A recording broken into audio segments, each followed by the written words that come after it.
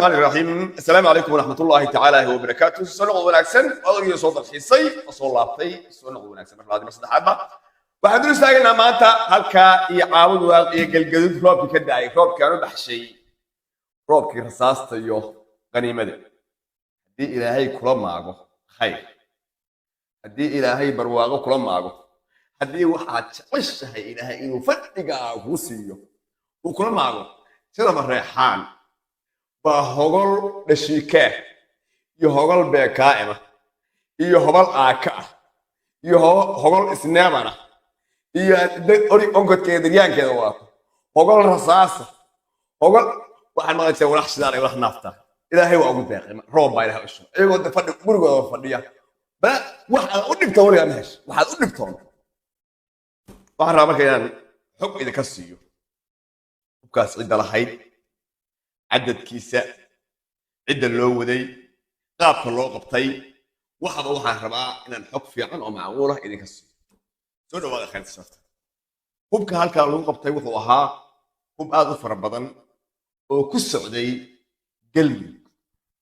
galmudug state ayuu ka soo hubkaas waxa iska lahaa sida aan xaqiijiyay oo la ii xaqiijiyay saddex nin cabdinaasir cali adoon oo waa isla maha salaad hadii aan ku rooyo garanaysaano cayra iyo ninka la yiraahdo liibaan sulub saddexdaa nin ee ganacsadayaasha ee dhilrada ayaa hubka iska hubka waxa laga soo gaday Itoobiya hubkaana waxa lagu socday meesha la yiraahdo galmudug in qoor dabada xabad laga geliyaa ana idin sheegay hubkaan wuxuu u socday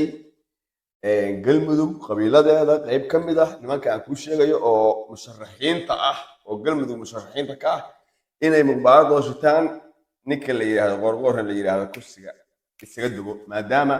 xasan iyo qoorqoor aysan hadda si fiican isugu fiicnayno oo qoorqoor iyo lafta gareen iyo ninka la yiraahdo axmedoobe ay dhahan doorasho qabsanaynayo tii dastuurka iyo xaaga waa ka baxnay hubkaas xasan sheekh iyo tiimkoo dhan waa wada ogaayeen beeraha galmudug oo ka mid tahay wacaysle oo ka mid yahay cayr oo ka mid yahay sacad baa la rabay in lagu hubeeyo si meesha looga saaro ninka la yiraahdo qoorqoor waa yeeka siyaasadeed sidaan xogta ku hayo xogtii ayuu ogaaday xogtana ninka mareexaan siiyey waa tiimka iyo tiimkiisii oo hubkaani anti ku ahaa la rabayna in xukunka looga xayuubiyo sidii cali cabdalla saalax iyo qadaafi oo kale sheegada inta la qabtay afka ciida loo gasho tiimkaas kalena ayagu kula wareegaan meesha xasanna raalli oga yahay hubkana shasi dowlad lagu soo gaday hubka lagu soo gaday haddii aan kuray mahalkii muxuu ahaa dowladda magaceeda lagu soo gaday oo adeegsanayaan mahad salaad liibaan iyo ninka la yiraahdo haddii aan ku idmahayo iyo cabdinaasir cali adoon oo dhiilar weyn ah hubkana kala iibiya ilaa iyo argagixisada inuu ka iibiyo hadda ka hor ay ku eedeeyeen dowladaha maraykanku sidoo kale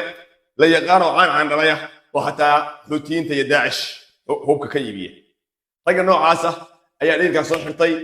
hubkaanana u socday galmudug ujeedka hubkaanana wuxuu ahaa in meesha looga saaro ninka la yiraahdo qoorqoor oo dabada xabad laga gasho tiimkii qoorqoor iyo haddii ay lahaayeen iyo muxuu ahaa tiimkiisii waxay ogaadeen xogta hubkan oo haddii aan la ku roon yahay rag qaarkii rag u warramay kadibna waxa ay sameeyeen in ay checkpointiyo badan daadsadeen waxaa jirta weliba ogow oo hubka Itoobiya soo kaxaysay xadka keentay kadibna waxay ku wareejisay ciidanka nabad sugidda nisa oo ka amar qaata xasan sheekh bal aan qoorqoor ka amar qaadan qoorqoor iyo tiimkooda rag baa meesha ugu jiray bay xabad ugu sheegayay xuduudda markay soo galeenna waxaa loo diyaariyey in xogta la siiyo nimanka mareexaan sababtoo ayagoo iska bariyeelaya oo diidaya in la yiraahdo habargida dhexdeeda baa hub kala xoogaysa ama hawiye dhexdii ayaa hub kala xoogaysa bal laakiin hubkaas maanta inuu mareexaan gacanta u galo waxay ka turjumaysaa inay ku kala nabad galaan ayagu oo markasta hadduu labadan qolo midkood gacanta geli lahaa habargidir واسكو لين لهايين مادام يحكون اسكو هيان hubkaasi sidaas fudud ayuu nimanka marreexaan hogash ugu hodhay tiimkan qoorqooriyo ana bixiyo liiri dowladda federaalka wada halkaas Soomaaliya loo istaagay odayaal maxaa wadaan baa liiri baradhan sidnaa xagga ka dhacday basal baa sidnaa waa baaraynaa baa liiri inta ciidanka deegaanka iyo ayagu isku mashquulsanaa baradh ma baaraysaan waa baaraynaa 15 gaari oo cabdibilayaal ah oo diyaar ku royahay ciidankii qabaliga marreexaan ah ayaa soo booday shantii gaari ee waday ee nisa ahaydna dabka geliyay rag badan baa ka dhintay marreexaan ilaa 7 ka dhimatay kuwaana rag badan baa ka dhintay ilaa 12 baa ka dhimatay waan lagu kala qaaday waan la cayrsaday labadii gaarna sida lagu furtay hubka meesha lagu furtay tir ahaan wuxuu dhan qoryaha dhashikaha sida la xaqiijiyay waa tira 60 inta la tiriyay 65 ilaa 45 dhashikaha kaliya sniper sida la sheegay waa 15 BKM mada waxa la sheegay 150 BKM ama tusbaxle sidoo kale aakaha waxa la sheegay 1200 sidoo kale waxa la sheegay baastooladaha la qabtay inay 800 yihiin waxba oo bastoolada waxa la karnaa marreexaan 10 sano socota uma baahnaan doon inta waxa si dheer baabuurtu midna hubka saarnay midna rasaas saarnay qoryaha ay sheegay rasaastoodu dhammaantood gaari kale saarnaayeen oo gacanta lagu dhigay marreexaan 10 sano socota haddii xataa marreexaan iyo Soomaali waa dagaalamaysa la yiraahdo inuu isaga fulan yahay ayaa cad balse waan rajaynayaa inay cidna ku yeelanay deegaanada naftooda ku warisan hubkaasina wuxuu la mid yahay maanta ay gacanta ku dhigeen hubkii dawladda ee lagu wareejiyay macawisleyda xawaale ee lagu wareejiyay macawisleyda diyaar ku abgaal ee lagu wareejiyay macawisleyda diyaar ku habar gidir kaasoo kale la mid yahay oo kuwaasba dawladda soo gaday dawladda ay bixisay idinka ayadoo aan ugu talagelin idinkoo aan rabina heshaan idinkoo la idinka ilaalinayay ayaa rabbi idin jabiyay ilaahay ku xamdiya saamigii Soomaaliya kala haydan baa hesheen qabiilada aan saamiyadooda hele waxa kamid ah almajeerteeniyo adu harti oo dhan iyo dalkasoy nimankaas saamigii hub waxay lahaayeen dawladdu hubka iyo qabiilada siinaysay mayseen iyo qabiilada kale oo koonfur daga waan helin baa jira marka reexaan sidaas maanta saamigiisa ku helay Xasan Sheekh Maxamuud oo galgalanaya hubkaan hubkiis tiimkiisa laga qabtay yahay isaguna soo gaday awal la been sheegi jiray Itoobiya anagu ishaynaa hubna waa ka soo gadanaynaa saaxiibkay hal mar firdhiye fariintayda gaarsiiya war Itoobiya iyo Soomaaliya isma hayaan firdhiyo mar damado state saarano Itoobiya wax ka sheegaya yaana arag walaalo siyaasi baa tahay Itoobiyada saydani xilka uga helay oo qoor u baakaysan u leefleefayo ninka la yiraahdo muxuu laftigan u leefleefayo oo axmed u leefleefayo warabino state baa tahay u leefleefo Itoobiya iyo cawda ga dhigin intaas firdhiye ee gaarsiiya Itoobiya Soomaaliya is hayaan hubna kama iibiseen oo waliba dawladdeena Soomaaliya kama iibiseen oo waliba ciidanka nisa ku wareejiseen laga mana qaadeen Xasan oo warqad soo qoray wuxuu yiri waxaan ganacsato ayaa hubka tarabana soo gaday waanu ka war helay markaanu qabanay baa annagana waxaan naga sii qabsaday bahalkii hubka soo wareejiyay madaxweyne Xasan munaafiqow hubkaani wuxuu la mid yahay hubka xawaalo siisay hubka adiyaal ku royaa abgaal siisay hubka afargidir siisay hubkii qabiilada macawisleyda aad siisay hubkii iyo tiknikada iyo beebayaashii aad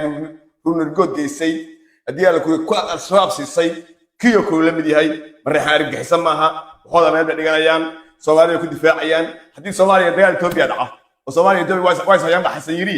haddii Itoobiya ku difaac Soomaaliya ku difaacayaan marreexaane ka nabad galaan wuxuu soo diray ciidamadii nisa iyo adiyaanka ciidanka danab caabuda kooraheeda yimaadeen waxa soo baxay